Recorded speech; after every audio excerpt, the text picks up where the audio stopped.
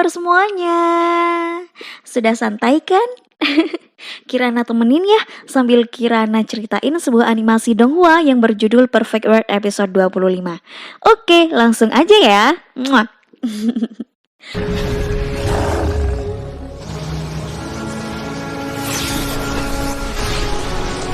Wukong yang sudah merubah dirinya menjadi raksasa akan menghantamkan sebuah batu tebing pada orang-orang yang diajaknya gelut, termasuk juga Shihao. Mereka semua mencoba berlari, tapi percuma saja karena batu itu sangat lebar. Akhirnya mereka memutuskan untuk menahan batu tersebut menggunakan kekuatan masing-masing. Sedangkan Shihao lebih memilih menyerang Sun Wukong langsung. Akhirnya Wukong goyah dan batu yang akan ia hantamkan hancur. Shi dan yang lainnya pun mencoba bertarung lagi dengan Wukong, tapi tidak dengan Shihao. Dia memanfaatkan kesempatan untuk mengambil salah satu pohon obat yang ada di sana. Wukong yang melihatnya berlari ke pohon obat langsung menyerang Shihao. Untungnya, Shihao dapat menghindar dari serangan itu. Mereka semua berlomba-lomba mengambil pohon obat. Begitu juga dengan Shi. Dia menggunakan kekuatannya akan mengambil pohon tersebut. Tiba-tiba, datang Shihao langsung mengeluarkan kantong ajaib dan merampas pohon yang sudah berhasil tercabut oleh Shi. Kemudian Shihao segera kabur. Shi yang kesal karena ulah Shihao langsung mengejarnya. Tapi ya kalah cepat dong. Akhirnya Wukong segera mengambil seluruh pohon obatnya yang sudah berhasil dicabut oleh para bintang dan cewek baju ungu. Wukong bilang pohon obatnya kurang satu. Gak tahu dia kalau udah disembunyiin di kantong ajaib sama Shihao. Shihao terus berlari menghindar dari pertarungan. Dia dijemput Ling karena pintu Gunung Baiduan akan segera ditutup. Sampai di depan pintu Gunung Baiduan, Wukong mencegat orang-orang dan binatang yang akan keluar. Dia meminta pohon obatnya dikembalikan. Jika tidak, mereka semua akan tetap di Gunung Baiduan bersama Wukong. Ling mengatakan, jika mereka benar-benar tidak bisa keluar dari gunung tersebut, maka mereka akan terkurung selama ratusan tahun. Lalu tiba-tiba terdengar suara orang berbicara. Suara tersebut adalah suara dari kaisar manusia yang paling ditakuti di bumi. Padahal kaisar berada di luar Gunung Baiduan. Dia tidak sama sekali masuk. Dan kalian tahu, kaisar itu adalah ayah dari Ling. Wow, hebat sekali. Wukong menantang kaisar untuk masuk ke Gunung Baiduan mengalahkannya. Benar saja, kaisar masuk ke Gunung Baiduan dengan sangat mudah. Kekuatan kaisar sangat luar biasa sekali. Yang masuk ke Gunung Baiduan hanya auranya saja. Bagaimana jika orangnya langsung? Bisa porak-poranda tuh Wukong. Wukong tidak berdaya melawan kaisar, sekalipun dia merubah dirinya menjadi raksasa.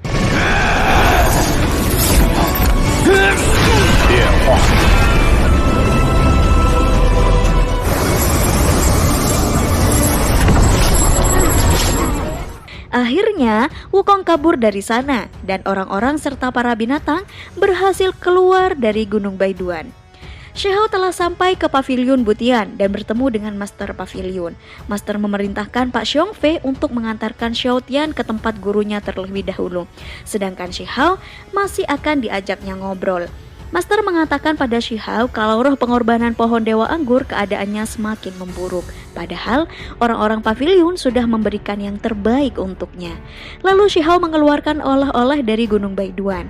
Dia mendapatkan barang-barang yang diminta oleh Master, yaitu mata air keabadian, pasir ilahi, dan tidak lupa juga pedang milik guru Gui. Master meminta Shihao untuk tetap menjaganya sampai acara penyembuhan roh pengorbanan akan dimulai. Dan tugas Shihao sekarang adalah pergi ke Paviliun Kitab Suci untuk mempelajari sesuatu di sana. Karena katanya dalam waktu dekat domain gurun akan dalam kekacauan dan berharap Paviliun Butian bisa selamat dari kekacauan domain gurun. Sebelum ke Paviliun Kitab Suci, Shihao akan menyambangi leluhur terlebih dahulu. Di sana, dia juga bertemu dengan Xin Feng dan Wukong Mini Moshu. Kemudian dia ke leluhur Moyan sambil membawa oleh-oleh. Sambil juga dia menunjukkan bahwa sudah mencapai ke ranah Heavenly Passage 9. Leluhur Moyan juga meminta Shihao untuk segera pergi ke Paviliun Kitab Suci mencari jurus yang paling kuat karena akan segera terjadi kekacauan domain gurun. Shihao pun ke sana dan sangat kaget karena di sana banyak tumpukan harta tulang, sementara dia harus mencari satu harta terkuat dari ribuan harta tulang itu. Shihao pun mencari dengan cara manual, mengambilnya lalu membaca. Kapan dapatnya kalau gini? Tiba-tiba ada kakek penjaga pavilion kitab mengatakan, 哥的阵教神通遗失不少，也许还有一两种。 Lalu Shihao berterima kasih kepada kakek itu. Dia pun menggunakan kekuatannya untuk menemukan jurus paling kuat.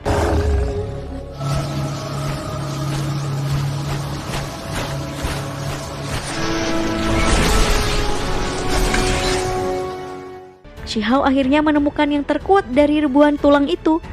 Kata kakek penjaga, dia menemukan harta tulang kuno, jurus yang dipelajari dari tulang elang raksasa emas yang asli. Sin berpindah ke halaman dalam pavilion Butian.